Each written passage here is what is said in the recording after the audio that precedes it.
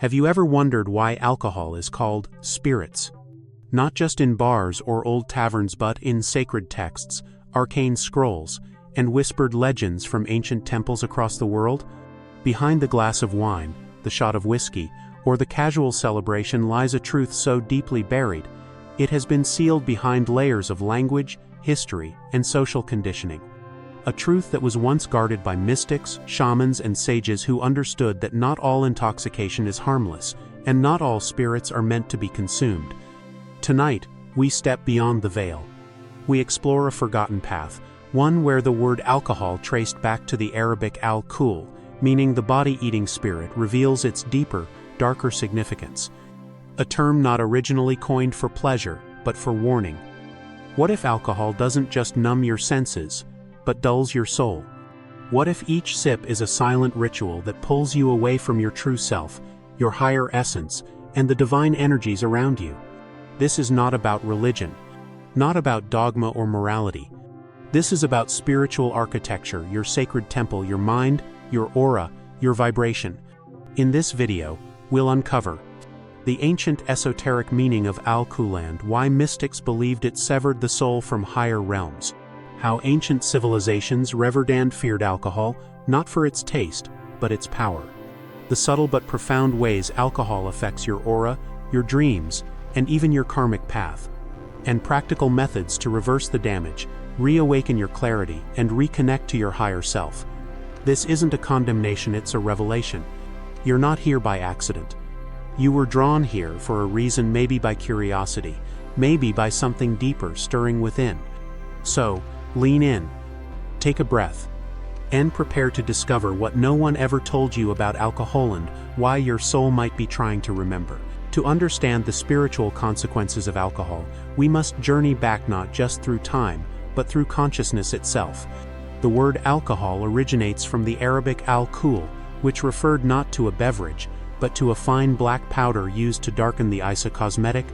Yes, but also a word deeply intertwined with the concept of spiritual obscuration. Over time, Al-Kuhl evolved to describe a process of extraction, distillation, and purification, stripping the essence from a substance. Ironically, or perhaps intentionally, that's exactly what it does to you. The alchemists of old weren't brewing beer in taverns, they were extracting spiritus, the invisible animating force from matter. Distillation was a sacred act symbolizing the separation of the divine essence from the base. But what happens when that spirit is consumed carelessly, without understanding, without reverence? They warned that to consume distilled spirit is to absorb something foreign, a parasite of vibration, something that does not harmonize with your energetic field. In Sufi mysticism, it was said that to drink is to invite the jinn beings of smokeless fire, invisible to the naked eye, drawn to states of lowered consciousness. In ancient Egypt, intoxicants were not recreational, they were ceremonial, and used with strict spiritual discipline. Even then, priests would undergo long periods of purification before any substance was ingested for trance or ritual. The drink was not the source of the divine, it was merely a gate. But modern society kicks that gate open without knocking, without preparing, without intention, and something slips through. In the Vedic tradition, soma was considered a sacred elixir, but alcohol, or maja, was seen as an agent of delusion, moha, causing the soul to forget its divine origin. The Bhagavad Gita classifies intoxication as tamasika, dark, dense energy that anchors the spirit to the lower planes of desire and confusion. And let us not forget the teachings of early Christian mystics. Gnostic sects viewed intoxication as the binding of the logos, the silencing of the divine word within. To numb the body was to numb the divine intelligence that speaks through it. Over time, these warnings became buried, ridiculed, or inverted.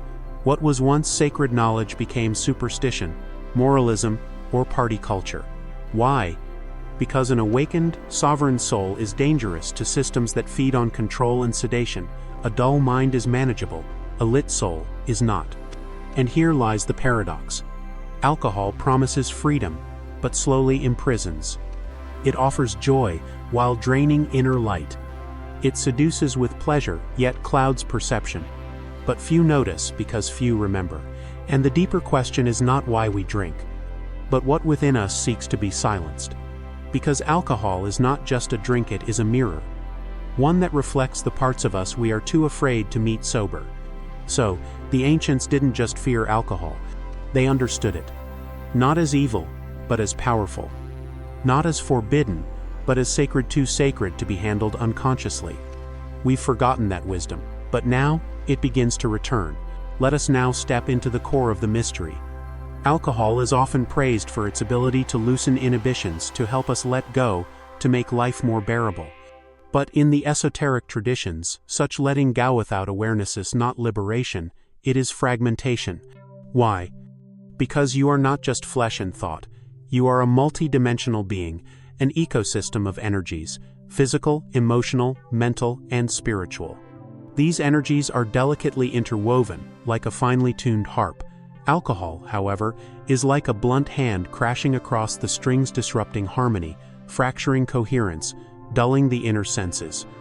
In spiritual anatomy, the human being is not simply a body, but a temple with layers. The physical shell, dense but sacred. The vital body, your energy, your breath, your fire. The astral body, your emotional resonance and dreaming field. The mental body, the seat of thought and clarity. And the causal body, the soul's blueprint, where karma, memory, and purpose reside. When alcohol enters the system, it doesn't just affect the liver or the mind, it temporarily dislocates these subtle bodies. They begin to slip, becoming misaligned, like a constellation shifting out of orbit. That's why drunkenness often feels like being beside yourself, because, energetically, you are. The short-term effects may seem trivial: foggy memory, impulsive behavior, disrupted sleep. But the deeper consequence is the weakening of your psychic boundary. The aura becomes porous, the energetic shields dissolvent entities, thought forms, and ambient energies can more easily enter. In ancient shamanic lore, it was believed that certain spirits, known as energy feeders, waited for these moments. They feed not on your blood but on your vitality, your attention, your light. They whisper into your weakened field, planting cravings, self-sabotage, and emotional loops that keep you seeking escape again and again. Alcohol becomes not just a beverage, but a portal to realms you did not intend to enter. Have you ever noticed how alcohol can bring out different personas? Some laugh, some weep, some fight, some seduce. In mystical psychology, this isn't just mood, it's possession by fragments. Unhealed aspects of the psyche rise to the surface when the ego's guard is down. Without presence, these fragments take the wheel. This is why, in esoteric teachings, awareness was always the key, not suppression, not shame, but conscious mastery. The word spirit itself is not coincidence. In alchemy, spirit is what rises when a substance is burned or distilled. It is the most volatile part. Alcohol-ethyl spirit literally vaporizes. It escapes upward. And when consumed, it symbolically draws your own consciousness up and out, detaching it from grounding. You become more susceptible to illusion, what the Gnostics called the false light. So while the body feels loose, the soul begins to drift. And here lies a great esoteric truth. When you consume spirits, something else consumes you. But this truth is not told in bars, not taught in schools, not whispered in popular culture, because a world asleep is easier to manage, but a soul awake, that is revolution. Now, pause for a moment, reflect. Why is it that spiritual breakthroughs often come during fasting or sobriety, not intoxication? Why did the ancients require purity of vessel before invoking the divine? Why do dreams become dull, intuition silenced, after alcohol consumption? Because your perception is your bridge to the higher realms. And alcohol is a fog that veils that bridge. But don't despair. This is not condemnation, it's awareness. You're not being punished, you're being invited to remember. If what we've explored so far has shaken your view of alcohol, prepare now to see through the illusion entirely. Let us pull back another veil. We live in a world that worships escape but rarely questions what we are escaping from. The deeper esoteric mystery of alcohol is not simply its chemical effect but its spiritual role in the grand tapestry of human evolution. Alcohol is a teacher but a shadow one. It teaches through contrast. It reveals by distortion. But most never recognize the lesson. In mystery schools, initiates were taught about two paths, the path of awakening and the path of amnesia. One is the spiral upward toward clarity, sovereignty, union with the divine source. The other is the descent into fragmentation, indulgence, forgetfulness. Alcohol, in its unconscious use, belongs to the second path. But here's where it gets more profound. The very mechanism that makes alcohol feel pleasurable, the numbing of fear, the silencing of inner voices, the softening of self-judgmentus, mimicking a higher state of consciousness. Let me say that again. Alcohol is a counterfeit of spiritual bliss.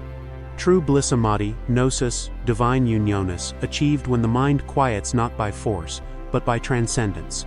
When your heart expands, your breath deepens, and your soul shines unobstructed. But that takes inner work discipline, shadow-facing, ego refinement. Alcohol offers the sensation of that state, without the substance. It is a hollow echo, a temporary mask of the divine, and like any mask, it eventually slips. This is why spiritual traditions often refer to alcohol as a false gatekeeper. It opens the doorway to other dimensions, yes, but not necessarily higher ones.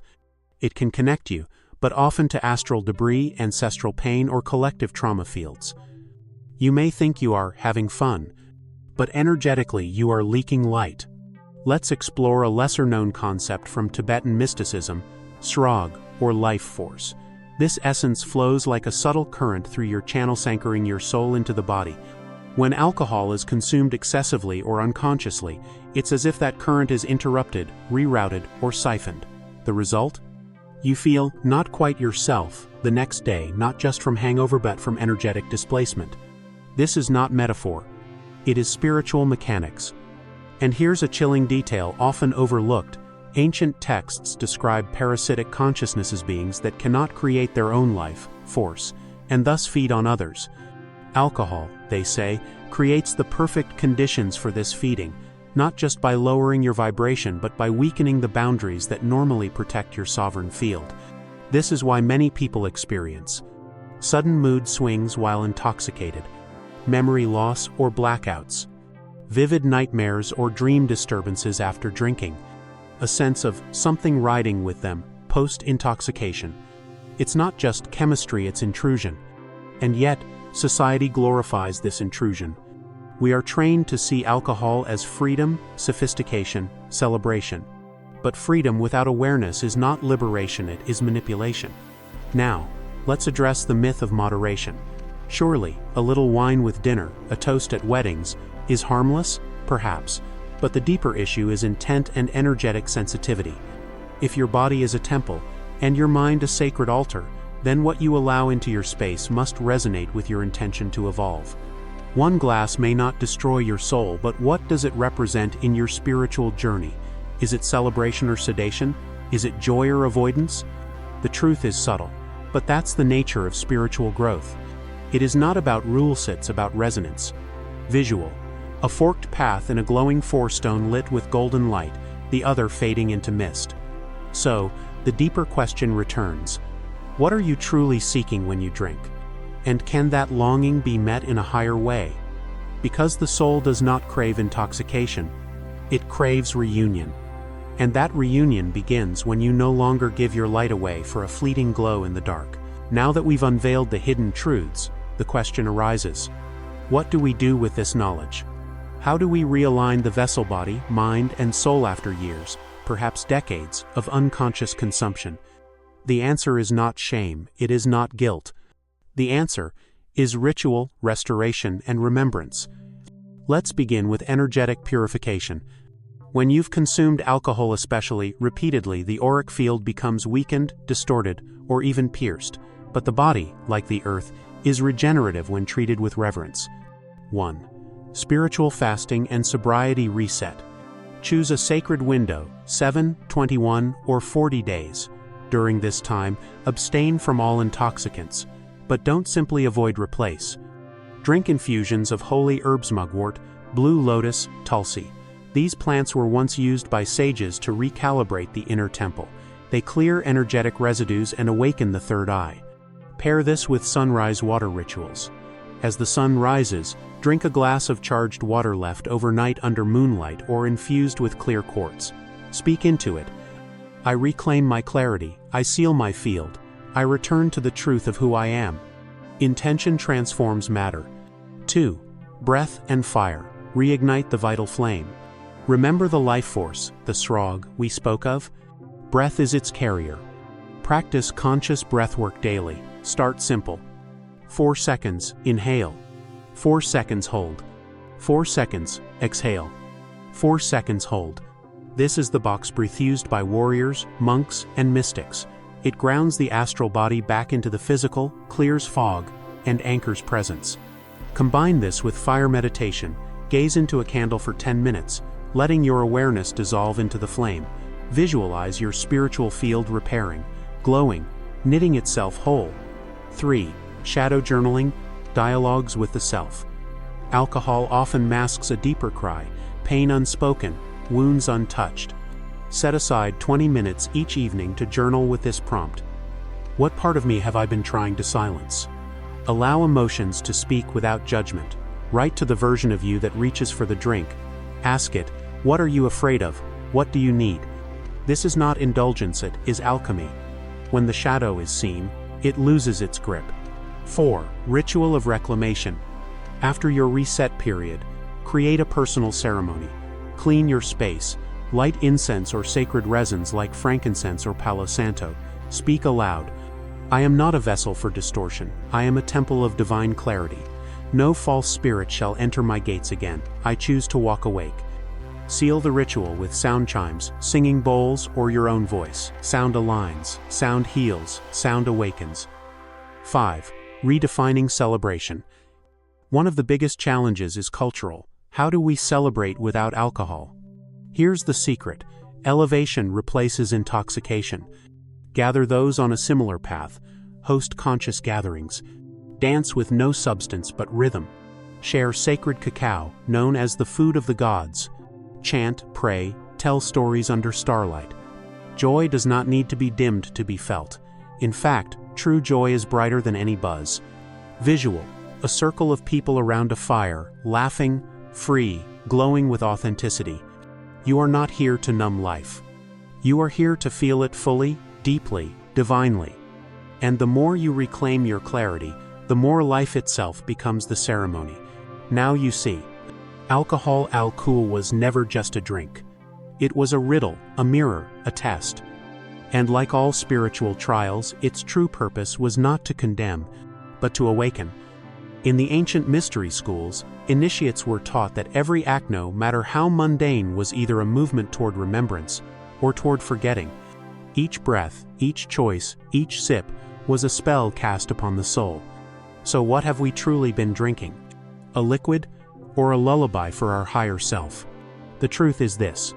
We live in an age of amnesia, and alcohol is just one of the veils draped across the human spirit, lulling it into sleep. But even the deepest sleepers stir when the soul begins to whisper. And if you've come this far, it means your soul is whispering now. Perhaps you've sensed it already, that vague discontent after a night of fun, that quiet ache, not in your body, but in your being. A knowing that you are meant for more than sedation. That true ecstasy is not something poured into a glass. It is something ignited from within. The path of the awakened one is not always easy, but it is clear. And it is yours now should you choose to walk it. So, ask yourself, not from fear, but from fierce love, what would I become if I never dulled my light again? What realms would I touch? What truths would I see if I stayed awake? What could I unlock if I finally reclaimed my temple? You are the guardian of your vessel, the alchemist of your own spirit. You are not here to escape this world. You are here to illuminate it. If this message stirred something in you, share it, speak it, live it. Because the age of forgetting is ending, and the time of remembrance has begun. If this video opened your eyes, let us know in the comments. Share your journey, your questions, your awakening. And don't forget to subscribe for more sacred insight every week. We unveil what was hidden. Until next time, walk in truth. Walk in clarity. Walk in light.